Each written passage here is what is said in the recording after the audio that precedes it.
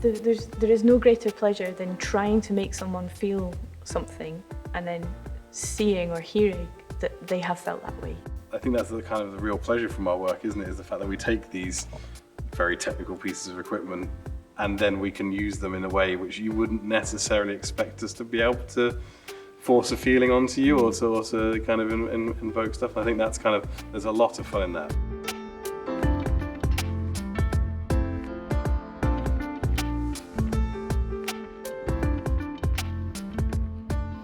We were invited to take part in My Light Shines On with Edinburgh International Festival to use light to animate the city, to represent the artists that would normally be active in Edinburgh at this time of year, who are sadly having to pause. It's also a statement of intent as well. It's like we are still here, we have not gone away, we are still the festival city, and all the festivals coming together to like celebrate that. So I think that's kind of a big part of the work, is the kind of stamping that we are still with you and the kind of solidarity across the city. So a project of this nature, it would probably normally have maybe a year or 6 months in terms of building up to it, and we're turning that over in less than 8 weeks. So it's fast and furious, but sometimes that produces the best results, so it's not a bad thing. In the first couple of conversations we had about this project, we were given the stimulus of the ghost light, which is an American practice where a light bulb on a stand is left on the stage overnight. It's essentially a safety light, so that was the initial part, that formed part of the initial brief. Of course, it's a beautiful image, but it's quite sombre, and it really talks to an empty space, an inactive space.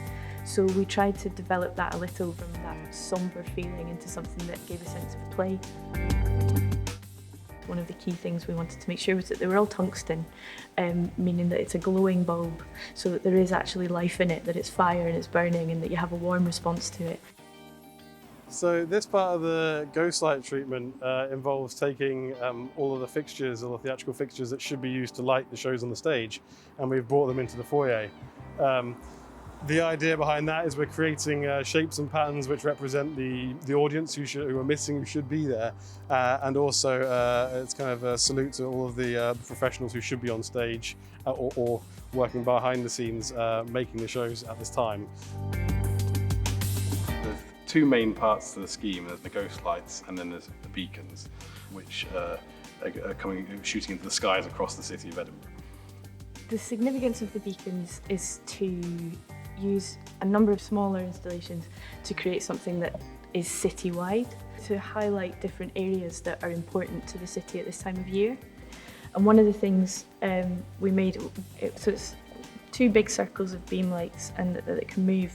And so one by one, these lights come up and join the party, and they sort of get faster. And it really felt like a mustering of a crowd, or like an idea catching on. Don't know if anyone else would see that or feel that, but watching it, that was exciting to feel, wasn't it? This sort of sense of getting people together.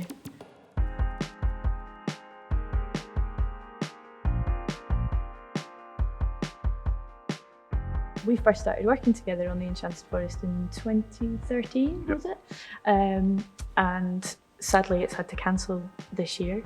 Comparing working on that event with working on this event, that's obviously a natural environment with no right angles.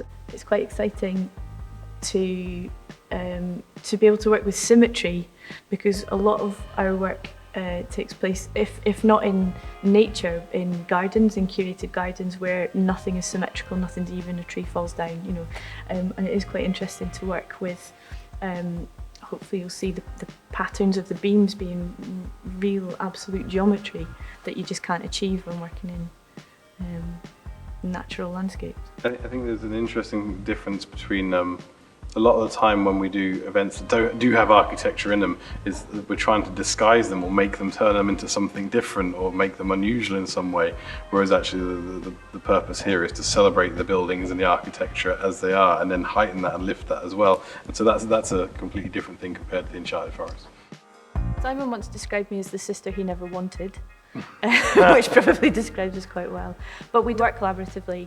Something I was surprised to learn quite early in my career is how lonely it is to be a designer in any discipline, I think, because you work independently. I think working as a team, you get much more out of two people. It's exciting to think about how people will discover it. That if you've gone out to walk the dog or put the bin out, and then you're just aware there's something happening. It's a nice thought. I think there's something magical as well about with all the outdoor lighting stuff, it completely changes depending on what the weather's doing, what atmospheric conditions are, what pollution levels are. And I think that if we get some damp nights, which are not uncommon in August, that we might end up with some spectacular visuals, but equally like a low cloud base, we'll end up with dots of light dancing across the sky. And I think these are things, which again, opportunities that don't happen all the time. And I think that'll be, we won't know about that. We won't know what will happen until the day and we experience it. And I think that's kind of really exciting as well, is the fact that it will be completely unique and what we see will be completely unique each evening.